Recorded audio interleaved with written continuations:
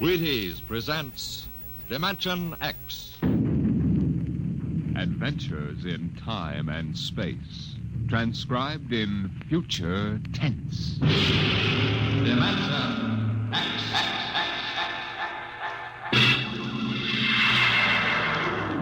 On stage tonight, Dimension X, another in the Wheaties' big parade of exciting half-hour presentations.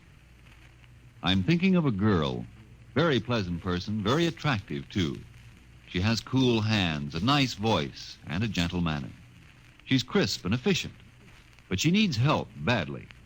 She's the American nurse, and her problem is this. There just aren't enough like her to go around. Not enough nurses for the hundreds of important nursing careers now open in hospitals, industry, research, the armed forces, and private duty. Now, you may not know the girl I mentioned, but perhaps you know someone very much like her. A young girl with at least a high school diploma, of good health and character. If you do, tell her this. America needs 50,000 student nurses this year. Tell her you think she might be one of them. If she agrees, have her stop in at the hospital nearest to her. She'll never regret it, and neither will you.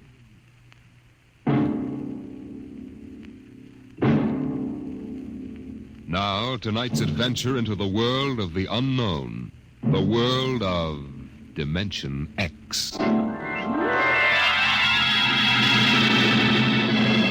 The doll shop stood on a quiet Washington side street, not too far from the sprawling Pentagon building. A woman and a child waited outside, the little girl peering eagerly through the window at the dolls inside, and the woman glancing impatiently at her wristwatch, as if expecting someone who was late for an appointment. And there was nothing about the doll shop to warn them that they were waiting to keep an appointment with doom. Oh, Mommy, look! Yes, what is it, dear? In the window of the shop, the tiny dolls.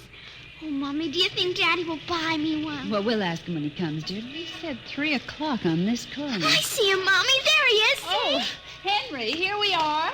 Hello, dear. Hi. Sorry I'm late. Well, we've been waiting for you. Cindy's been Yes, telling... I'm afraid I'll have to call off the shopping, Alma. Oh, Henry, we promised. Yes, I know. Cindy. I'm sorry. It's just one of those things. You've been the wife of an Army colonel long enough to know his life isn't his own. What is it this time? Oh, some more of that flying sphere nonsense. The pilot who says he sighted it last month crashed and was killed today, so the general wants a full report. Dear, what next? Daddy. We'll have a staff meeting at the Pentagon at 3:15. Daddy, look in this window. Oh, I haven't time, dear. Just for a minute, Daddy, please. Cindy, I haven't time to stop and watch a bunch of 6-inch dolls parading around in the shop. Say, they are lifelike, aren't they? Look at that, Alma. Dolls are marching around like a regular review. They've even got their own little band. Henry, your staff meeting. Oh, yeah. Yes, I've got to run. Now, look, don't go spending a lot of money on that nonsense, Alma. No, dear. Bye. Bye, dear. Bye, Cindy. Bye, Daddy. Oh, Mommy, look. Look, the band's going to play. Aren't they wonderful, honey? You know, it's funny. I must have stood on this corner 1,000 times, and I've never even noticed this shop before. Good evening, children. Oh, well, good evening.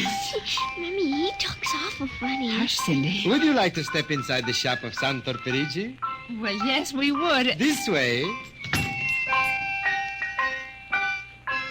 Oh, Mommy, it's like fairyland. Here in the shop of Santor Perigi, creator of Perigi's Universal, wonderful dolls, the world of adult reality is blended with the world of child's fantasy. This is a new shop, isn't it, Mr. Perigi? What is new and what is old? Come, this way. Would you like to meet one of my little ones? Oh, yes. This one in the red jacket is Toto. Speak, little one. How do you do? Why, isn't that wonderful? Mommy, he talks. The doll talks. Amazing. It's absolutely amazing. That is nothing for Perigi's wonderful dolls. Listen, sing, Toto. Sing for the little girl. My name is Toto. Cindy, listen. Sing, Toto. Men are big and tall. Dolls are very small. When men begin to fall, the dolls will rule them all. Oh, Lord, Toto, more. Well, how do they work Mr. Perigi? How do they work? That is the secret of the great Perigi, greatest of all doll masters. To make an ordinary doll is nothing. To make a perfect replica, that is something. But to make a doll with intelligence, that is the work of an artist, huh? Well, yes. Well, they must be very expensive. Madame, when I construct a doll like Toto, I cannot bear to be parted from him permanently. So instead of selling, I rent my little people. You rent dolls? Precisely. $10. I have but one request. When you grow tired of my dolls, you must return to me in good condition. Oh, Mommy, could we take him home? Take him home! Take him home! Take him home! Oh, look, Mommy, look. He's bowing and dancing. Oh, Mommy, he wants to come. Please, I'll take such good care of it, please. Well, honey, we'll have to deal with your father later, but... Well... Oh, Mommy! All right, wrap him up, Mr. Perigi. Oh, dear, I have a feeling when your father comes home, we'll be sorry. Be sorry! Be sorry! Be sorry! Be sorry!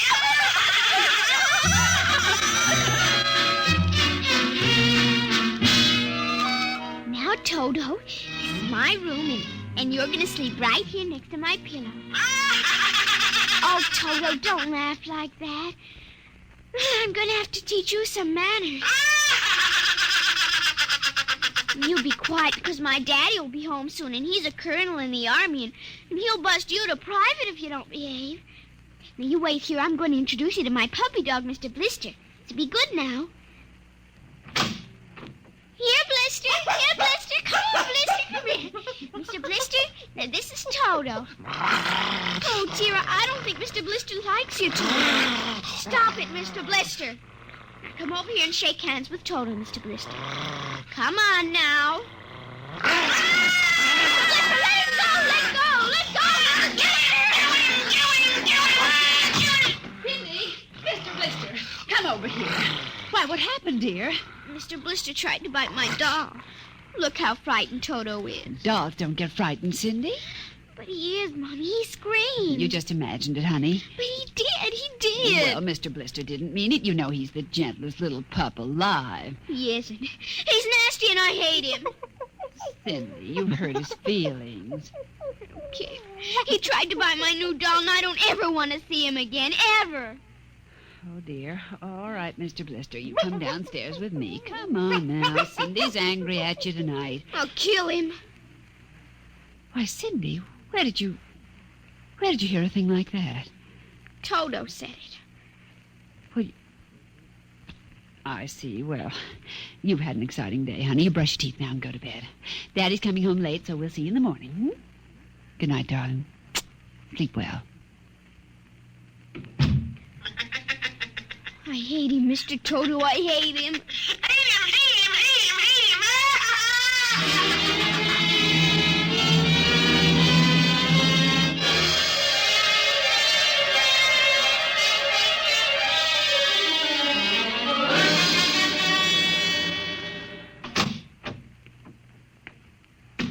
Good morning, Alma. Breakfast ready? Just a minute. How was the staff meeting last night, dear? Oh, horrible bore as usual. Where's the little one? Up in her room. She'll be down in a minute. Oh, say, remind me to take some papers back to the War Department, will you? I left them in my strong box. Henry? Hmm? You told me it was against regulations to bring secret papers home. Well, I had to finish some work for the old man. Nobody will ever know the difference. Well, I suppose not. Oh, dear, would you feed the puppy before we sit down? His bowl's under the sink. Where is he? That's funny. Here's his supper from last night, only half eaten. Getting fussy. Blister? Here, Blister. Blister! Where the dickens is that mutt? Maybe he's on the back porch. Oh, maybe. Here, Blister. Here, Blister. Alma. What is it, dear? Alma, look. Why, Henry. Is he... Yes, he's dead. But how? What happened? From the looks of it, he might have been poisoned. Poisoned? Who on earth would do a thing like that to an innocent little pup? I don't know. Let's see his dish. Oh, Henry. I don't understand this at all. Say, what's this? What's what? Well, look, there are pieces of broken glass in his food. Blue glass. Glass? Glass? Henry. Huh? Well, I just remembered something. What? It may just be coincidence, but in the bathroom this morning... What about the bathroom? Cindy's blue glass, you know, the one with the Mickey Mouse on it. Hmm?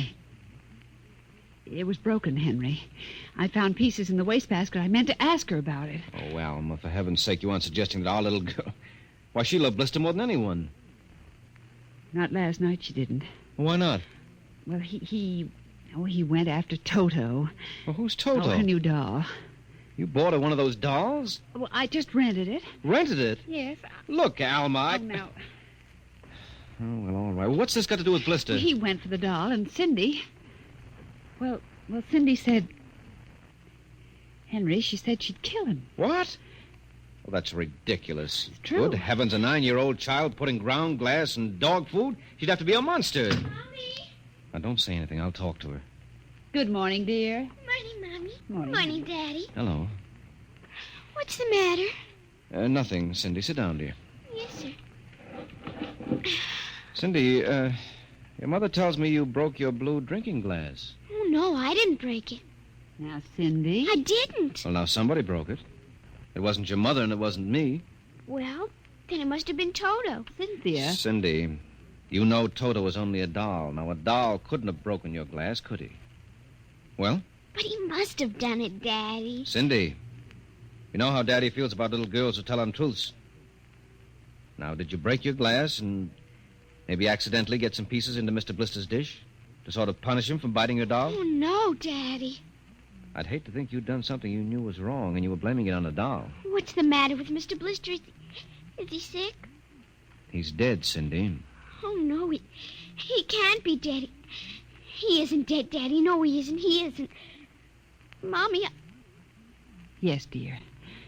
but he'll come back. He has to come back. No, he won't come back, honey. Not ever. No, Cindy, not ever. Now that we've told you, Cindy, do you want to change your mind about the glass? Henry, let her alone. Daddy, you think I killed? You see what you've done. The child feels guilty enough, Henry. Oh, dear, this is no time for feelings to interfere. Feelings don't know any time, honey. When they come, they just come.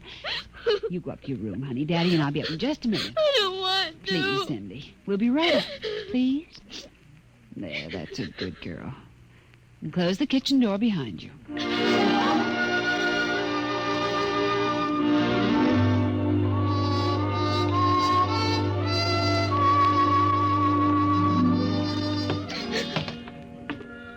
Mr. Blister's dead.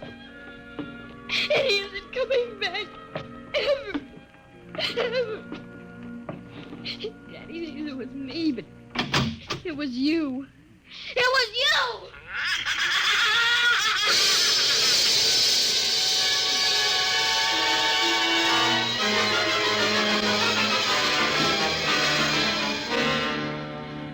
Dimension X will continue in just a moment. You know, friends, Breakfast of Champions is a whole lot more than a phrase written across a package of Wheaties. There's one thing I could tell you. I could tell you that it means champions in the world of sports eat Wheaties. And it's so true. You bet it is. But I've got a better idea, and one I think you'll like. I think perhaps you'd rather get the story from a champion himself. So here is a champion. Will you introduce him, Ed Prentice? Now, young man, will you tell us what you do for a living? I pitch. You what? Pitch. You know, baseball. To have a baseball team, you have to have a pitcher. I'm a pitcher. I pitch. Oh, yes, I see. And are you on a team? Yes, sir. I'm on the Cleveland Indians. Cleveland Indians, What is your name, young man? I'm Bob Feller, and you know it as well as I do, Ed. Sure I do, Bob. It's good to see you. This makes your 14th season playing with the Indians, doesn't it? Yep, Ed. 14 years. Well, tell me, Bob, how long you been eating Wheaties? Oh, about 20 years, give or take a couple. You mean you started eating Wheaties before you started playing ball? Why, of course. What's so strange about that? Most people start eating Wheaties before they get to playing ball. In fact, most people never start playing baseball. You don't have to be a ball player to enjoy the lift you get from Wheaties with milk and fruit. You're right as rain, Bob. No champ ever said a truer word about Wheaties, Breakfast of Champions.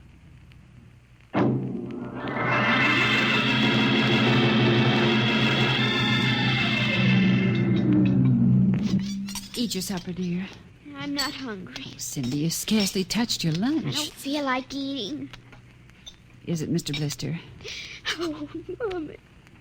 Cindy, answer your mother. Now, Henry, she'll work it out in her own way, dear. Oh, I don't know.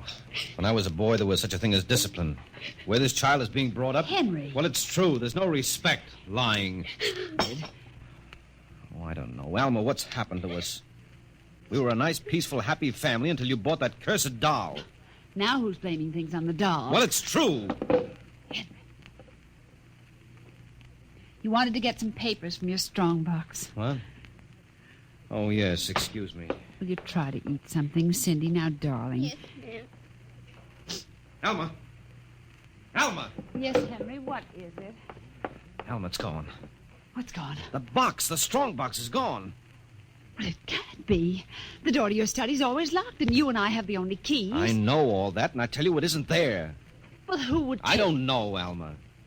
Those confidential reports, if they ever get into the wrong hands... Oh, I warned you about keeping them here. Oh, what if it ever came out in the open? Can't you see the papers?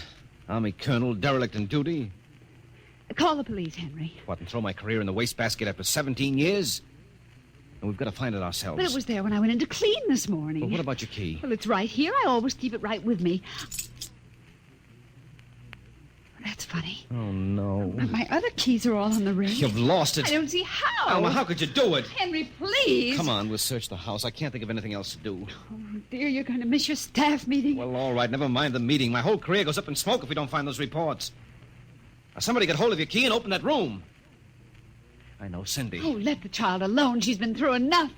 You know she wouldn't do a thing like that. I don't know anything anymore. I don't know my own child. I don't even know you. Henry. All I know is that strongbox is gone with papers that are dynamite if the wrong person gets them. The question being who? What's that? Coming from upstairs.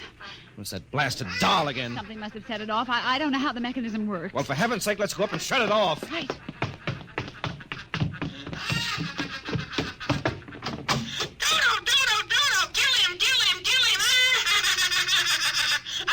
Stop it. How do you do? Blasted little imp. There. Henry, Ever since we've got this thing... Henry. What? look. Where? What? Around the doll's neck. The key. The key to your study. It was Cindy, after all. I don't believe it. Ever since she got this fool doll, she's been acting half insane. First the dog, now this. I think she hates us, Alma. Henry, Cindy is my child, and I know her. I know she's a good, sensitive little person with no malice in her. You're just simply refusing to face the facts, dear. What are you going to do? I'm going downstairs and have a talk with that young lady.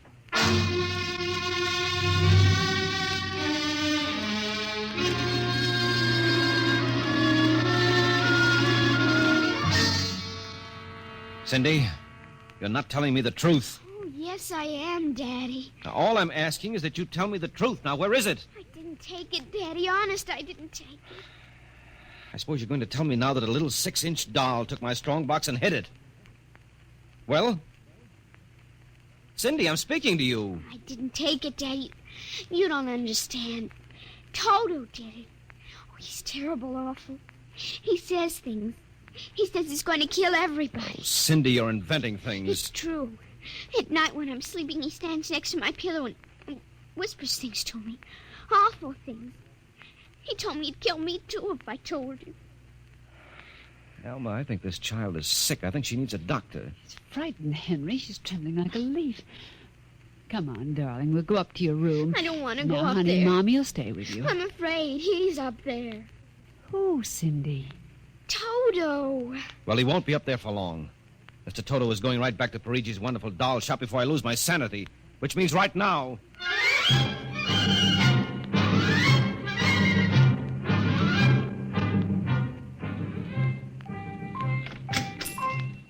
Ah, Colonel Grayson. Welcome to the home of Perigi's wonderful doll. Are you Perigi? Santor Perigi, creator of the universal doll. The doll with the mind. The doll Yes, with... well, I'm returning one of your masterpieces. Oh? If you will step into the rear of my shop. Now, what is the complaint? There's no complaint. Here's your doll. Good riddance. My little Toto, rejected, you found the world of men too filled with hate. Hate, hate, hate, hate. We will change all that later on. Return to your comrades in the window, little one. And now, Colonel Grayson? I think we have no further business, sir. Ah, but we do, Colonel. Let me see. Here it is. Do you recognize this, Colonel? That's my strong box. My little Toto is very clever, sir. Are you trying to tell me your doll stole that from me? Let us not say stole. I'm merely keeping it in custody. What's your game, Perigi? Blackmail. You give me what I want, I do not ruin your career. What do you want? Information. We already know something from the reports of the War Department concerning a certain strange-looking sphere reported by one of your pilots. What government do you represent? I represent Perigi's wonderful dolls, none other. I'm not so naive, sir. Perhaps I should explain. Each man hides something from the world. Each man loves something more than life. With the help of my wonderful dolls, I obtain personal information which enables me to control the men who control the world. Men like you. Hand over that strong box. I warn you, I have a gun. Give it to me. You are being foolish. Put down that walking stick. Now. No closer. Now.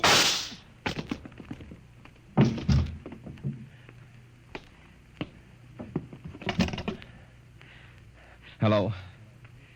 Give me the police. Hello. This is Colonel Henry Grayson. I've just killed a man.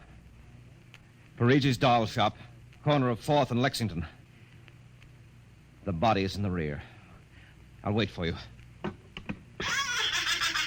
Shut up.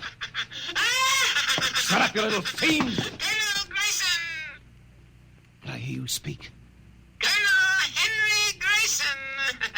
Oh, it can't be. I must be going out of my mind. A 6-inch doll. Shut up! Your master's dead. You are mistaken, Colonel. I, Toto, am the master. What do you mean? If you will examine the body of Santo Perigi, you will see that he does not bleed. And he does not bleed, Colonel, because Santo Perigi never lived. Never lived? Santo Perigi is a doll. A doll? But he's a man. He talks. He walks. The people of Meritrix are skillful doll builders. Meritrix? Doll builders? Who are you? I am Xanthus Imperator, commander of the legions of the 3rd planetoid, Meritrix. Legions? Planetoid? My people and I, whom you regard as dolls, come from a tiny planet beyond the moon. What? So small that it cannot support our population. That's true. We landed one of our space spheres on Earth 3 months ago with the intention of colonizing.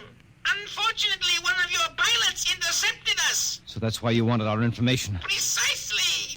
And you are human? Quite human. Of course, in order to deal with Earth people without suspicion, we were forced to construct Perigi, a man-sized doll. No, it can't be. I can't believe this. I'm having hallucinations. I've got to get out of here. That will be impossible. We have weapons of destruction quite unknown to Earth people.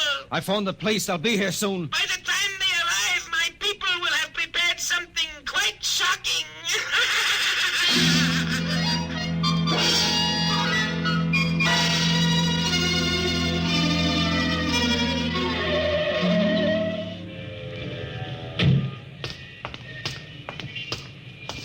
Keep me covered, Brian. Okay, Sarge. All right. You the guy who turned in the call? Yes, that's right, Sergeant. Where's the body? Well, you see, it isn't exactly a body. What do you mean? It's a doll. What? Now, wait, you've got to let me explain. I know this sounds fantastic, but I've stumbled onto an unbelievable plot. Yeah? Keep talking. Well, you see, these little dolls, they aren't really dolls. They're tiny people. Now, there's a big doll named Santo Perigi. They're using him as a front to run this shop. He's off his trolley, Sarge. Now, look here. Now, listen, mister, we got to call it there was a murder here. Now, if there was one, where is the body? Well, it's behind the curtains in the back. Only, you see, it isn't really a body. It's a big wax dummy. It's all part of their plot to gain control of the world. Holy smoke, he's really off his rocker. Now, look, if you don't believe me, I'll prove it to you. Come here. Look behind this curtain and you'll see the dummy lying on the floor. Welcome, gentlemen. Are you looking for something? Perigi!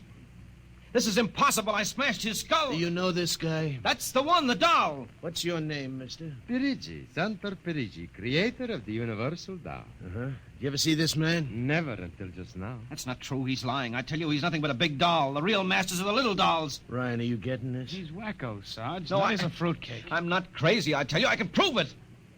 They must have fixed up his head where I smashed it in. Touch him and you'll see. Mr. Perigi, you know what this guy is talking about? The man is demented, obviously. No, that's not true. I tell you, there's a plot to control the Earth. I've got to call the War Department. They want to know about the flying sphere. Holy mackerel, this gets worse every minute. Ryan. Take him to headquarters. No, save some time. Take him down to Psycho Ward. Okay, all right, Buck Rogers. Come along nice and quiet. No, don't you see? He's nothing but a man-sized doll. Sure, and the little ones are going to take over the Earth, and you're going to wait and cut out some nice paper dolls. Oh, please, listen to me. You've got to listen to me. You've got to. Sorry you had all this trouble, Mr. Perigi. Poor chap. He is obviously suffering from delusions. Well, he's not the only one in Washington today. You know, we've been getting a whole string of crack-ups lately, bigwigs blowing their tops under pressure. If you could see some of the names in our confidential files... You keep confidential files on cases like this? Certainly. Believe me, they'd be dynamite if they ever got in the wrong hands. Well, I'd better be running along. Hey, is that a talking doll? Yes, Sergeant. My name is Toto. I dance and sing. Well, I'll be... Hey, my little girl would be nuts for that. So? Then please accept the doll for saving my life. That madman might have killed me. Yes, but Take Toto home with you as a gift. Well, I don't know, Mr. Perigi. It's against regulations for us to accept favors. But this is not for you. It is for your little daughter. And if you will only take the doll and give him a good home, you will be doing me a great favor. Well, then, if you insist, and thanks very much. When my kid sees this, will she be surprised? Yes, Toto will come as a great surprise.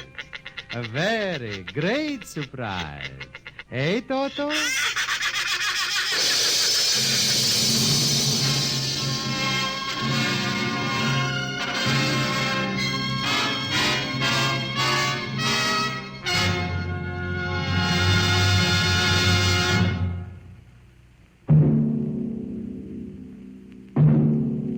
Tonight, Dimension X has transcribed Perigi's Wonderful Dolls, an original radio drama written by George Lefferts. Les Damon appeared as Colonel Grayson and Joan Alexander as Alma, with Ninice Alexander as Cindy. Joe DeSantis played Santor Perigi, and Leon Janty was Toto, the talking doll. Engineer Bill Chambers. Your narrator was Norman Rose. Music by Albert Berman. Dimension X is produced by Van Woodward and directed by Edward King. In a moment, we'll tell you about next week's show. And now, here is your Wheaties man, Frank Martin. Look at your Wheaties in a cereal bowl, and, well, they look pretty innocent, don't they? They're crisp, all right, and golden brown.